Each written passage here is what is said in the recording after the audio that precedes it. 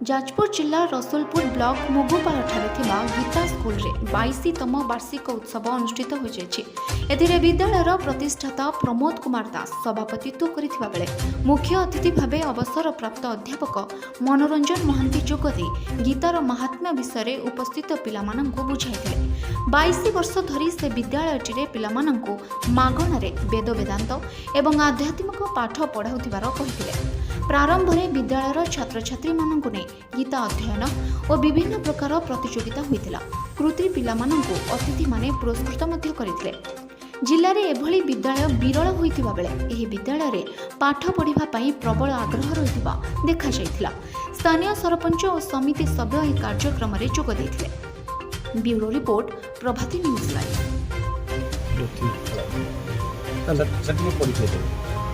नम श्री प्रमोद कुमार दास मुगुपाल अवसर संगीत शिक्षक मुगुपाल हाईस्कूल। सर जो गीता पाठ होती छोटे छोटे छुआ मान कौन मु दीर्घ 22 वर्ष है अनुष्ठान आरंभ कर निश्चित सेवा कहारी ठार पैसा दिए नबार ना पिला गीता बही दिए प्रत्येक रविवार से गीता पढ़ाए।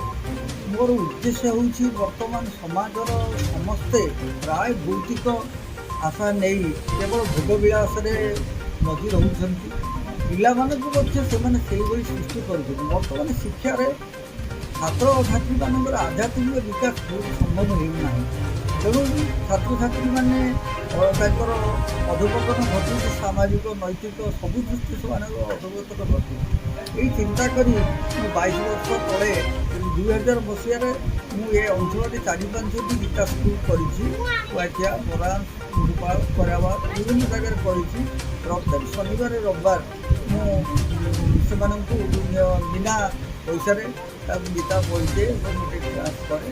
मोर उद्देश्य हूँ पिलाने छोट पिलाने गीता भीतर पशिपारे बुझीपारे कि गीता पढ़तु मिनिमम से गोटे जानतु कि आध्यात्मिक चेतना आसिले नैतिक सुरक्षा होपर ना यही लक्ष्य नहीं मुझे आज को दीर्घ 22 वर्ष पिला गीता पढ़ाऊँ। आज हूँ महाविश्व संक्रांति वार्षिक उत्सव तेणु अन्य मानक डाकी पिला पुरस्कृत कर एनकरेज कर मन टे मो ना प्रकाश दास श्रेणी 6 पाठ पढ़ुआ। श्रीमद भगवद गीता हूँ ग्रंथ मानकर सार यह केवल मानव जीवन उद्दिष्ट। गीतार आरंभ में धृतराष्ट्र संजय को प्रश्न पचारि धर्म क्षेत्रे कुरुक्षेत्रे समवेता युधिष्ठिर मामका पांडवाश्चैव किम पूर्व दक्षिण। गीतार शेष श्लोक संजय उत्तर देते यत्र योगेश्वर कृष्ण यत्र पार्थो धनुर्धर तत्र श्री विजय भूति ध्रुवा नीति मतिर्मम। यार अर्थ हो योगेश्वर कृष्ण अच्छा सेठारे माँ लक्ष्मी उपस्थित तेणु विजय पांडव मानकर ही निश्चित। गीतार सार है उद्धरेदात्मनात्मान आत्मानमवसादय आत्मनो आत्मनो बंधु रात्मेव ऋतुरात्मेव। मनुष्य निजे निजर शत्रु और निजे निजर मित्र। कुकर्म कुफल और सुकर्म सुफल प्राप्ति हुए। कर्म ही जीवन कर्म ही जन्म मृत्यु संसार उद्धारक अटे। पुणी कहते इष्टान भोगान दिवो देवा दास्यन्ते यज्ञ भाविता तद्दतान प्रदायेव जो भूते तेन एव। जन्म और कर्म जीवनर अन्यान्य दिग सह मनुष्य को पंचगोटी ऋणमुक्त होगा तार नैतिक दायित्व। से ही पंचगोटी कर्म है प्रथमटी ऋषि यज्ञ।